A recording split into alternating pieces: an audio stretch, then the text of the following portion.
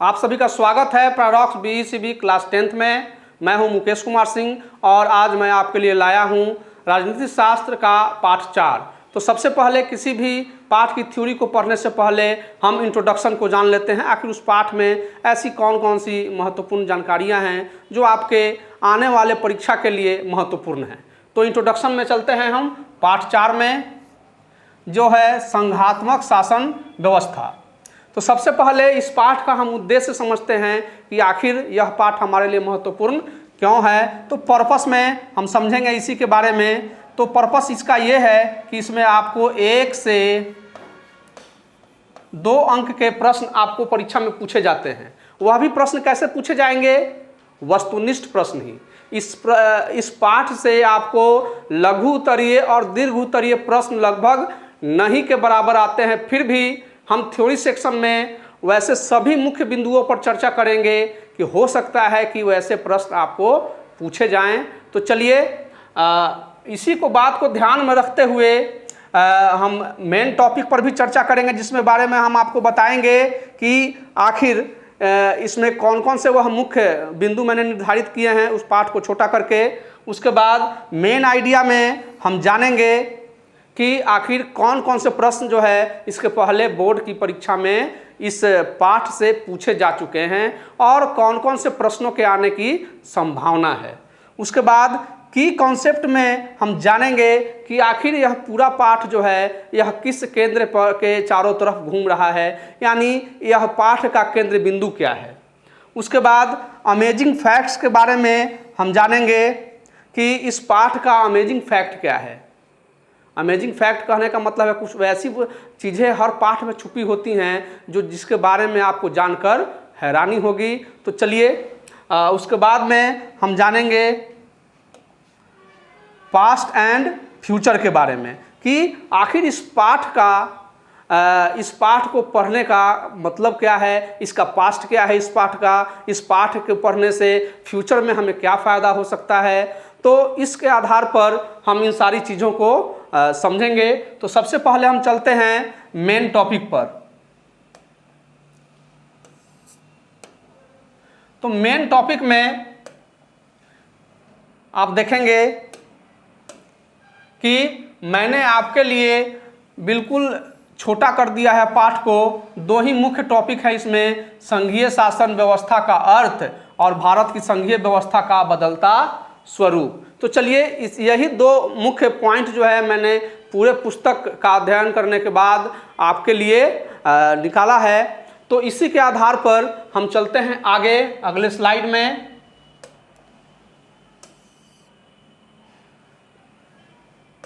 Main idea में बच्चों मैंने आपको बताया था कि मेन आइडिया में मैं आपको बताऊंगा कि इसके पहले के बोर्ड की परीक्षाओं में मतलब इस पाठ से कितने प्रश्न पूछे गए हैं और कैसे कैसे प्रश्न पूछे गए हैं और इसमें आपको कितने अंक के प्रश्न पूछे जा सकते हैं। तो चलिए इस पाठ में आपको इस बिंदु से आपको 1 प्रश्न आएगा, वह भी वस्तुनिष्ठ का। कभी कभी 2 भी प्रश्न पूछे जाते हैं, तो मान के चलते हैं 1 से 2 प्रश्न आपको आएंगे। इस बिंदु से भी आपको 1 प्रश्न आ सकता है, वह भी वस्तुनिष्ठ का। और अभी तक जो प्रश्न पूछे गए हैं और मैंने अपने अनुभव के आधार पर जो आकलन किया है उसके आधार पर मैं आपको प्रश्न के बारे में बताऊंगा कि कैसे प्रश्न इस पाठ से पूछे जाते हैं।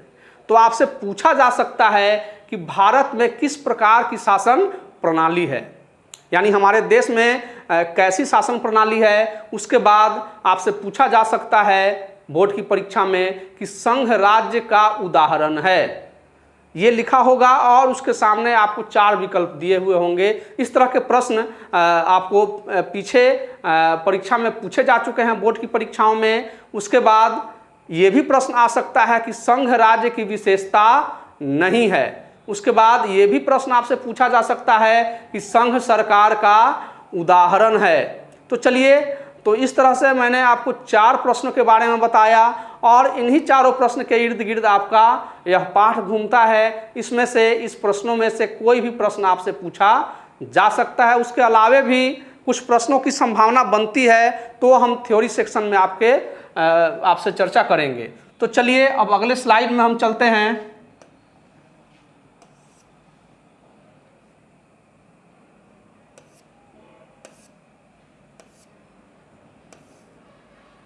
की कॉन्सेप्ट,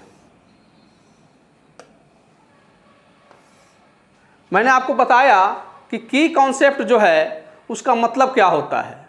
की कॉन्सेप्ट में हम जानेंगे कि आखिर इस पाठ का कौन कौन सा केंद्र बिंदु है, किसके इर्द गिर्द यह पूरा पाठ घूम रहा है। तो यह पूरा पाठ जो है आपको इसी आधार पर घूमता है कि हमारे पूरे विश्व में किस प्रकार की शासन पद्धति चल रही है। जैसे इसके पहले मैंने आपको बताया था कि हमारे देश में तो लोकतंत्रात्मक शासन पद्धति है, यानी लोगों के द्वारा चलाया जाता है शासन, लेकिन वह पद्धति जो है कैसी है, एकात्मक है कि संघात्मक है, उसके बारे में हम चर्चा करेंगे। तो संघात्मक पद्धति का जो जिक्र मैंने इसमें किया है या इस पाठ में जो किया गया है, तो संघात्मक पद्धति के इर्द गिर्द ही यह आपका पूरा पाठ घूम रहा है। उसके बाद अमेजिंग फैक्ट की अगर हम बात करते हैं तो आप देखेंगे कि किस प्रकार से इसमें आश्चर्य वाली बात है कि हमारे यहाँ केंद्र सरकार है, केंद्र सरकार के बाद राज्य सरकार है, और राज्य सरकार भी जो है उसके बाद स्थानीय स्तर की सरकार जो है पंचायती राज व्यवस्था के तहत जो है, यानी कई टुकड़ों में शासन के कार्यों को बांट दिया गया है, उसका विकेंद्रीकरण कर दिया गया है। तो यह आश्चर्य की बात है कि केंद्र सरकार केंद्र में बैठे बैठे जो है अपने शासन को किस तरह से लोगों के माध्यम से सही ढंग से और सुचारू ढंग से चलाती है। तो ये अमेजिंग फैक्ट था। अब पास्ट एंड फ्यूचर की अगर हम बात करें तो पास्ट और फ्यूचर की बात अगर हम करते हैं तो पास्ट, आखिर संघात्मक शासन व्यवस्था हमारे यहाँ अभी स्वतंत्रता प्राप्ति के बाद से लागू की गई और इस पर नियमित रूप से कुछ न कुछ सुधार होता रहता है। तो पुराने समय में हमारे यहाँ संघात्मक शासन व्यवस्था नहीं थी। आपको इसके पहले मैंने बताया भी है कि हमारा देश जो है आज़ादी से पहले गुलाम था अंग्रेजों का 200 वर्षों तक। उसके पहले राजतंत्र था। तो राजतंत्र से एक ही बार में हमने स्वतंत्रता प्राप्ति के बाद संघात्मक शासन व्यवस्था की ओर रुख जो किया, तो आगे चल करके हमारी जो शासन व्यवस्था है वह और भी सुदृढ़ होगी, और भी इसमें निखराव आएगा, और भी अधिक से अधिक लोगों को इस व्यवस्था के तहत जोड़ा जाएगा, ताकि कहीं से भी किसी को किसी प्रकार की कोई दिक्कत नहीं हो, आपसी संघर्ष खत्म हो जाए और सहभागिता सब लोगों की हो, भाईचारा का माहौल हो, किसी प्रकार का कोई दंगा नहीं हो। तो इस तरह से इस पाठ का काफ़ी अच्छा फ्यूचर है। तो चलिए हमारा इंट्रोडक्शन समाप्त हुआ। अब फिर हम आप लोगों से रूबरू होंगे इसके बाद अगले वीडियो में। तो अगले वीडियो में हम आपके लिए लेकर के आएंगे थ्योरी सेक्शन के तहत बहुत सारी महत्वपूर्ण चीज़ें जो इस पाठ से संबंधित आपको प्रश्नों का उत्तर देने के लिए काफ़ी होंगी। धन्यवाद। Have a